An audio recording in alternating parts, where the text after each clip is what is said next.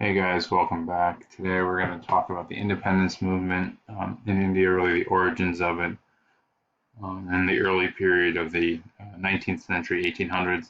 I know last time we kind of set the stage with the Mughal Empire, early European exploration, the establishment of Dutch, Danish, Portuguese, British influence in India.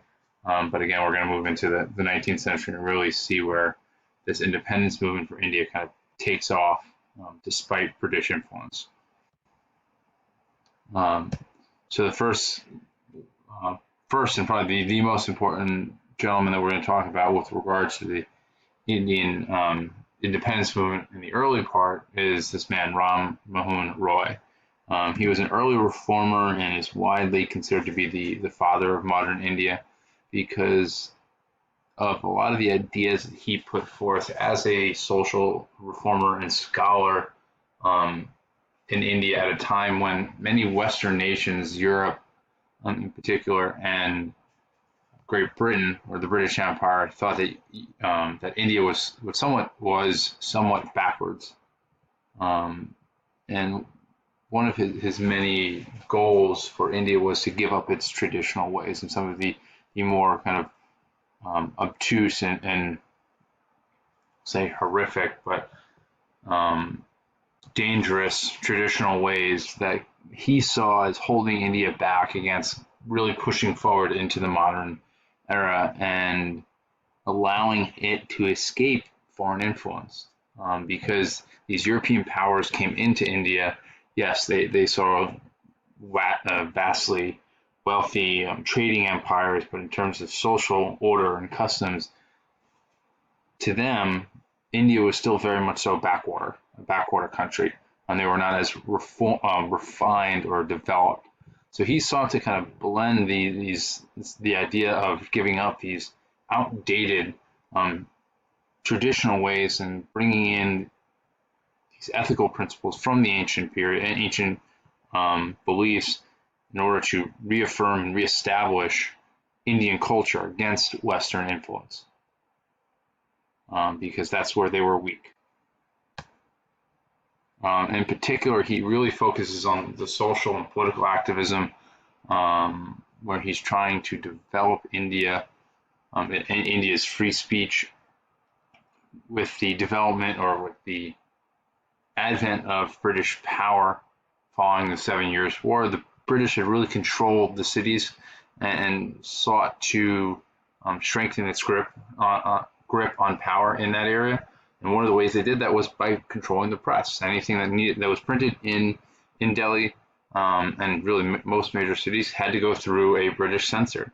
And for Roy, that was a big problem because the press had a right and almost a duty to tell the public what was going on, to make sure that the public was aware of what was happening. And he also went after, more traditionally with India, is the caste system, the strict adherence to the caste system, where we saw last time we talked about those, the strict separation between the Brahmins, the Kshatriyas, the Sudras, the untouchable, all these, the caste system where they prevent interaction, prevent growth, right? And it really keeps it kind of is a picture perfect image of India being stuck in the mud, being stuck in its ways and not advancing. And a really key example of that was this custom of suti or sati, or it's essentially the widow is, according to Indian custom, supposed to immolate or burn herself on her husband's pyre, even if she was healthy, could live a long life, but because she was supposed to be dedicated to her husband and only live by him, she had to essentially commit suicide, ritual suicide. Now, that was a big problem for Roy and a big problem for these Western powers. Again, another indicator that India was backwards because they adhered to this policy, this ritual burning of a widow. But even with Roy's ideas, even with him trying to put things forward, it wasn't enough. India still was under the strong, the iron grip of the British Empire, and really don't see major resistance until the Sepoy Mutiny in 1857. So up until that point, the British East India Company was in complete control of India. They had their own military force that was enforcing and controlling the population, making sure that British trade treaties were being enforced, were being regulated, and they couldn't just employ white Englishmen, right, or white members of the British Empire. They also had to use the native population, and those come in. Talk to them about sepoys. So sepoys are essentially hired Indian soldiers that were trained and equipped by the British Empire, or by the British East India Company, and they were very well respected, very brave, very resourceful soldiers, and it ends up being that they disagreed with a particular policy or particular action taken by the British East India Company in terms of its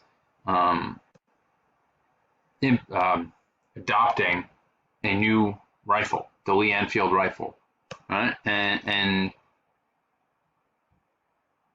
these Hindus and these Muslim sepoys, before this event with the introduction of this new rifle, that they had many reasons to hate the British, all right? So they were constantly looked down upon, all right? They were in constant fear of forced conversion because their religion was different than the Christian British, all right? And any thoughts of nationalism and national pride was kind of wiped under the rug and thought of somehow lesser. And we see here this last bullet point where I was talking about this introduction of the new rifle. Rifles back then, they were cartridges that were individually put into the barrel of the rifle. And for these particular cartridges, they were supposedly greased with cow and pork fat, right? And for Hindus, that was a huge problem, at least with the cow, because the cow was a sacred animal.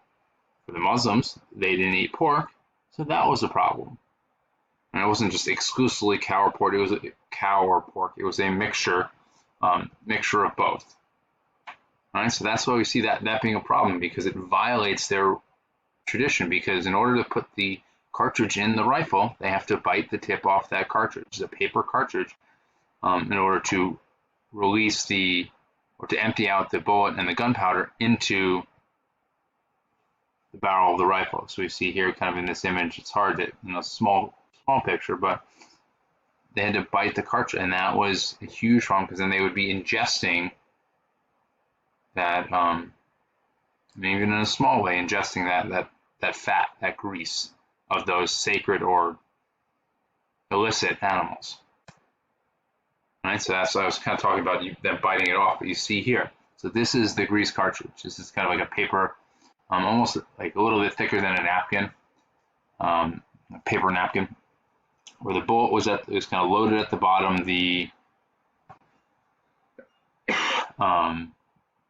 soldier would bite the tip off, probably end up biting some of the gunpowder as well, dump the powder in, drop the bullet and the cartridge into the barrel of the rifle, ram it down, and then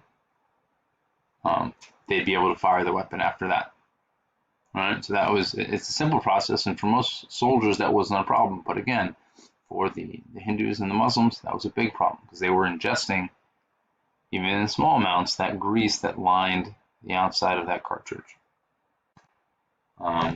And for the British, the Sepoy Mutiny was highly embarrassing for the British East India Company, because these sepoys were able to gain control of large portions of northern India, and really push back against the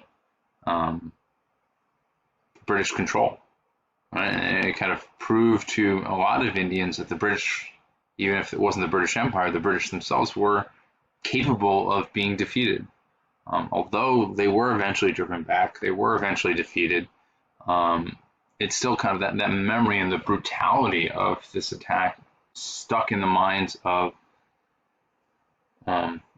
of the Indians, because not even the ones that stuck with it, and I should say even the ones that remained loyal to the British, kind of saw the success that the opposition had against the supposedly superior British army or British forces.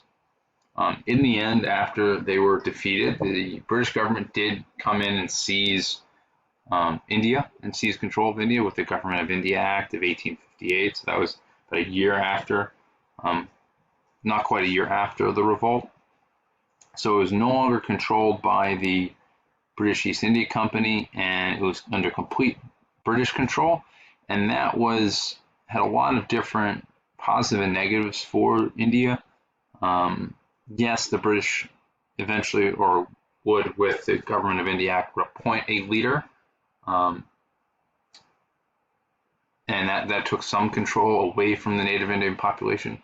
It still gave them a lot of benefits, which I don't want to get into too much right now, and we'll talk about later. But one of the huge downsides was this idea of superiority in the British, despite their losses, despite the fact that this supposedly backward nation beat up on them. Their belief that these Indians were barbaric, inhuman beings only increased, and it only sought to increase the belief with the British of their superiority, where they were somehow better and they were somehow destined to rule the Indian subcontinent. All right, talk to you guys later.